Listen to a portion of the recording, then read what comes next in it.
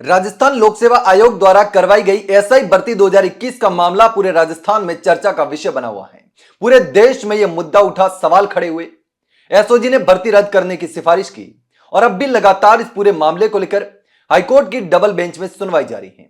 Supreme court ने 3 महीने में फैसला लेने के लिए आदेश जारी किया था और अब इस पूरे मामले में बाबूलाल कटारा भी एक के बाद एक चौंकाने वाले खुलासे कर रहे हैं।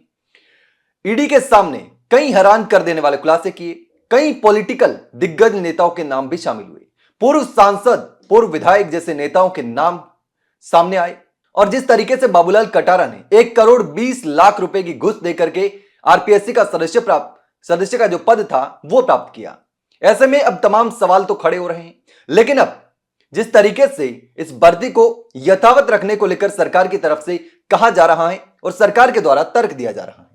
अब भर्ती रद्द करने के आदेश के खिलाफ दायर अपीलों पर हाईकोर्ट की खंडपीठ में मूल प्रार्थी जो कैलाश चंद्र शर्मा था, उनकी ओर से बहस भी लगातार जारी है। अब प्रार्थी पक्ष का कहना है कि एसओजी की रिपोर्ट कोई कहानी नहीं, बल्कि यह तथ्यात्मक रिपोर्ट एसओजी की 3 चार्जशीट के आधार पर थी। अब आपको बता दें कि एसआई भर्ती के पेपर 13 से 15 सितंबर तक हुए और पूरे प्रदेश में व्यापक स्तर पर लीक हुए, यह अभ्यर्थियों का कहना है। और इस दौरान ही 13 सितंबर को भर्ती का पहला पेपर चाचा भतीजा ब्लूटूथ गैंग के तुलचाराम कालेर और सौरभ कालेर ने बीकानेर के राम सहाय सीनियर सेकेंडरी स्कूल से लीक कराए थे। इसके अलावा 13 तारीख का जो पेपर लीक हुआ उसके खिलाफ उसी दिन पाली और बीकानेर में रिपोर्ट दर्ज हो गई। उसके बावजूद भी भर्ती परीक्षा को स्थगित नहीं किया गया। अगले 2 दिनों यानी कि 14 और 15 तारीख को जयपुर से कई गिरोह तक पेपर पहुंचाने वाले यूनिक भांबू और जगदीश बिश्नोई भाग गए और उन पर 1 लाख रुपए का इनाम घोषित किया गया।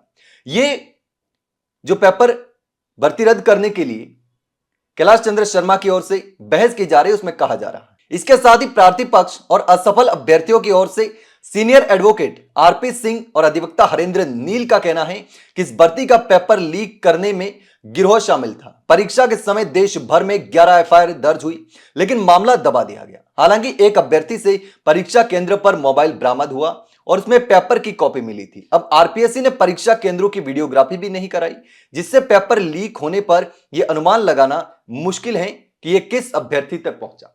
अब लगातार जिस तरीके से एसओजी ने कहा था कि पेपर कहां कहां तक पहुंचा, इसका अंदाजा लगाना मुश्किल है, हर व्यक्ति को पकड़ना मुश्किल है, क्योंकि सोशल मीडिया पर पेपर वायरल होने के बाद कितने लोगों तक पहुंचा, किसने पढ़ा, किसने किसको पढ़ाया, व्हाट्सएप पर कितने लोगों ने शेयर किया और कितनों लोगों ने ऑफलाइन देखा होगा उस पेपर को, तो हर अभ्यर्थी को पकड़ पाना मुश्किल है जिसने लीक पेपर पढ़कर के परीक्षा पास की हो। अब लगातार यह मामला पेचीदा बनता जा रहा है। एक तरफ सरकार का कहना है कि यह भर्ती रद्द नहीं होनी चाहिए, चयनित अभ्यर्थियों का कहना है कि भर्ती रद्द नहीं होनी चाहिए, और एक तरफ लगातार किरोड़ीलाल मीणा ने भर्ती रद्द करने के लिए आंदोलन किए, हनुमान बेनीवाल शहीद स्मारक पर लगातार बैठे रहे। फैसला आया सिंगल बेंच का, उसके बाद धरना खत्म हुआ और जो अभ्यर्थी अचयनित अभ्यर्थी हैं वो लगातार इस भर्ती को रद्द करके दोबारा भर्ती करवाने की मांग कर रहे हैं। इसमें कई ऐसे अभ्यर्थी हैं जो पेपर लीक की वजह से बाहर हो गए और आयु सीमा की वजह से नई भर्ती में भी आवेदन नहीं कर पा रहे। वो मामला भी लगातार कोर्ट में था, लेकिन अब देखना होगा कि इस पूरे मामले में क्या होता है। क्या डबल बेंच इस भर्ती को रद्द करता है या फिर नहीं करता है। लेकिन इस पूरे मामले पर आप क्या सोचते हैं, कमेंट सेक्शन में कमेंट करके जरूर बताना। वहीं अगर जानकारी अच्छी लगी हो तो वीडियो को लाइक और शेयर जरूर करें और चैनल को सब्सक्राइब करना ना भूलें। फिलहाल के लिए इतना ही, जल्द मिलते हैं एक नई जानकारी के साथ, तब तक के लिए नमस्कार।